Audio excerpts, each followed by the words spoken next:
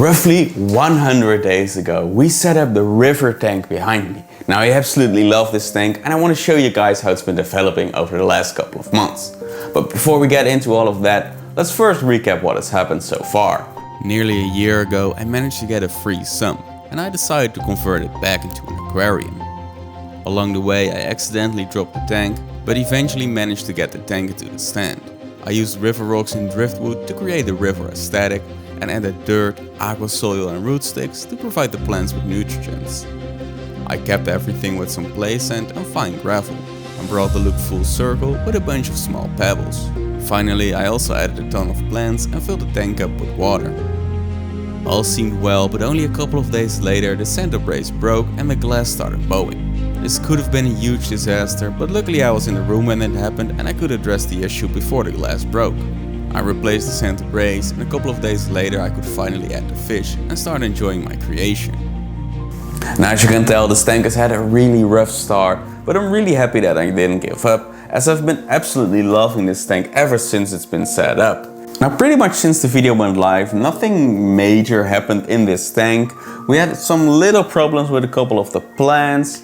There was a little bit of a problem with some of the fish, but nothing too crazy. But before we get into all of that, let's first feed the fish. Let's grab a little cup and go downstairs.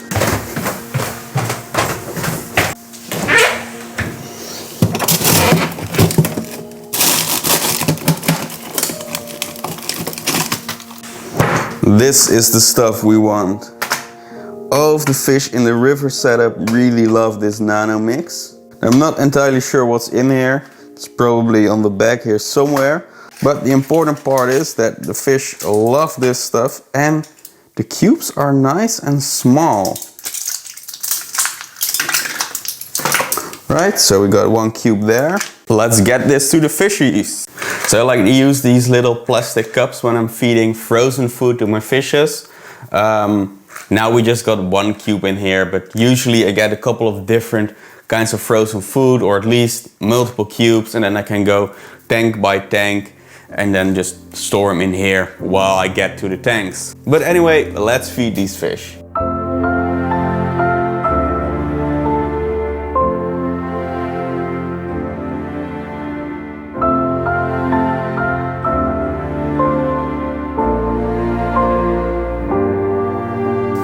So while the fish are eating in the background, let's first go over some of the plants that didn't work in this tank.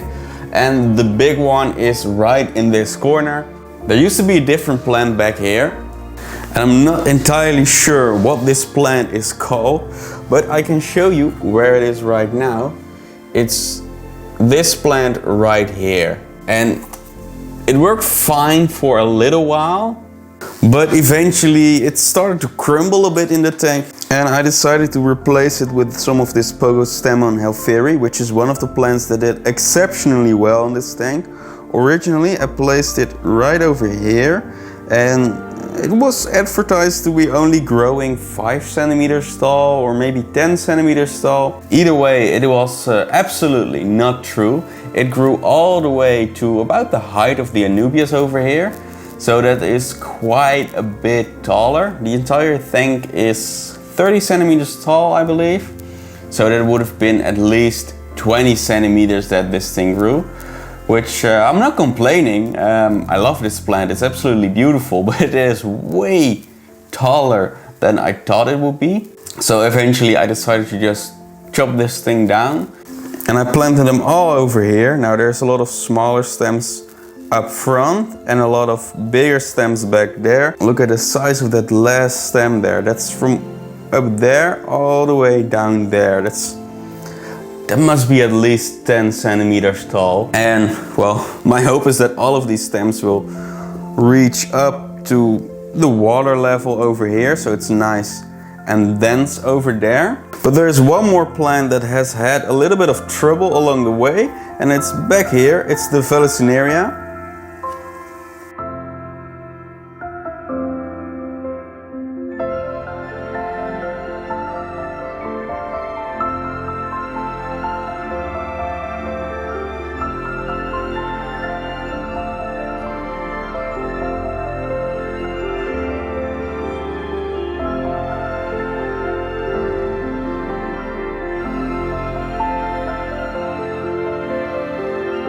I think the main problem with the Vallisneria has to do with some of the problems we ran into with the tank itself. Right after it was set up, the center brace broke, which is terrible, but luckily we got it addressed fairly quickly. There was no water spilled on the floor, but we did have to drain the tank halfway for, I think I left it like that for about a week, but I'm not quite sure yet. Anyway, by draining the tank halfway, most of the plants stayed underwater. There were a few exceptions like the Anubias on the top of the wood. But I did notice that the Vallisneria, and you can go back to the original video and you can spot this yourself if you want to. But a lot of the Vallisneria started to brown after a couple of days. And I think by laying on top of the surface of the water, it somehow dried up or suffocated itself or anything. But most of the stems we planted had little to no roots at all, which could also have played a part in the leaves browning. Pretty much what happened, all of the Vallisneria, except for the pieces that stayed underwater the entire time, they all browned and it died off, and I had to cut the Vallisneria probably 2/3 of the way down. Luckily there are new leaves growing, just not as fast as you would expect from Vallisneria. But looking in the tank right now, I'd say most of the lines have grown above where I cut everything. And some of the leaves made it above the wood as well already. Give it some more time and it will grow back and it will start to flow over the top piece. Yeah, maybe another 3 months until it looks the way I want it to look. But I don't worry about that too much as long as the fish are doing well. And speaking of the fish, they nearly all appear to be doing really well. I say nearly all of them because we did have a few hiccups along the way. Unfortunately, one of the 3 bamboo shrimp we added died about a month ago. Now I don't really know what happened here. I feel like it might be natural causes, as all of the other fish in the tank are doing fine. I got 2 more of the same shrimp, they are all doing fine. They both have molted probably 2 or 3 times already. The water parameters are all fine. So I kind of feel like it might have been natural causes. But unfortunately there's one more fish we need to talk about. There's one fish that isn't doing too well, and it's one of my rainbow fish. I believe it's this one, yes. Now you can see already on camera, it has kind of a crooked spine. Yeah, that's not a healthy looking spine.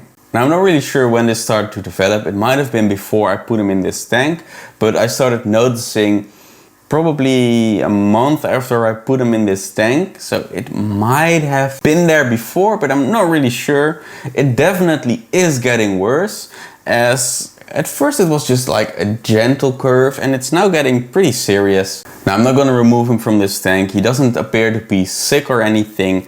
I think the crooked spine comes from inbreeding the fish. Yeah, I kind of feel bad for this fish. I do plan on adding a couple more rainbow fish in here because there's only one fully healthy female in here now with 3 males and 1 crooked female. But I'm not really sure when I'll be doing that. I'm really happy with the stocking of the tank right now. It is nice and slightly crowded. I don't want to get it too crowded.